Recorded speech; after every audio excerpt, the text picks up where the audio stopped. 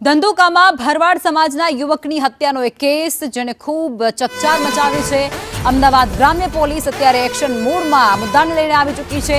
ધંધુકામાં ગેરકાયદે દબાણ હટાવવામાં આવશે। ગેરકાયદેસર દબાણો પર હવે તંત્રનું બુલડોઝર ફરી વળશે અને ડિમોલિશન હાથ ધરવામાં આવશે। ગેરકાયદેસર જે મકાન ખડકી દેવામાં આવ્યા છે કે અન્ય કોઈ દબાણો ખડકી દેવામાં આવ્યા છે તે તમામ જગ્યાઓને હવે ખાલી કરવામાં આવશે, ડિમોલિશન ત્યાં થશે। આરોપીઓની ગેરકાયદેસર મિલકતો ઉપર પણ તંત્રનું બુલડોઝર ફરી વળશે। અને આજ મુદ્દે સંવાદદાતા જિગ્નેશ અમારી સાથે જોડાઈ ચૂક્યા છે। જિગ્નેશ, આ મુદ્દો, આ હત્યા એ અમદાવાદ સહિત રાજ્યભરની અંદર ખૂબ ચર્ચામાં રહી છે, તેને લઈ ખૂબ આક્રોશ પણ જોવા મળ્યો છે અને આ બધા વચ્ચે હવે તંત્ર દ્વારા બુલડોઝર એક્શન લેવાશે। વિગતો શું? લખમાં માત્ર વાત કરવામાં આવે તો ધંધુકાની અંદર જ આ પાંચમો હત્યાનો બનાવ છે કે જેમાં વિધર્મી દ્વારા એક યુવકની હત્યા કરવામાં આવી હોય અને ત્યારબાદ હવે તંત્ર જાગ્યું છે।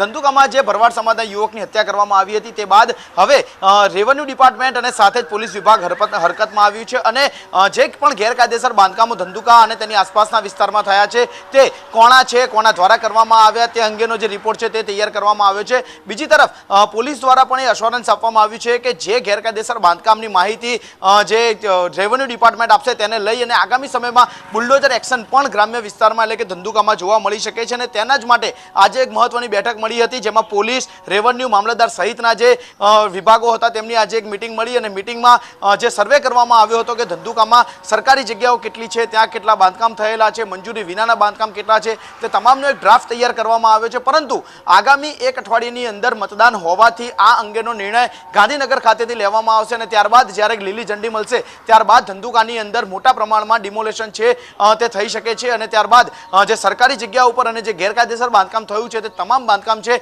તેને હટાવવાના આદેશ આવે અને ત્યાં બુલડોઝર એક્શન જોવા મળે તેવી શક્યતાઓ જોવા મળી રહી છે। જી લખમાં। જી આભાર જિગ્નેશ, આપ જોડાયા તે બદલ।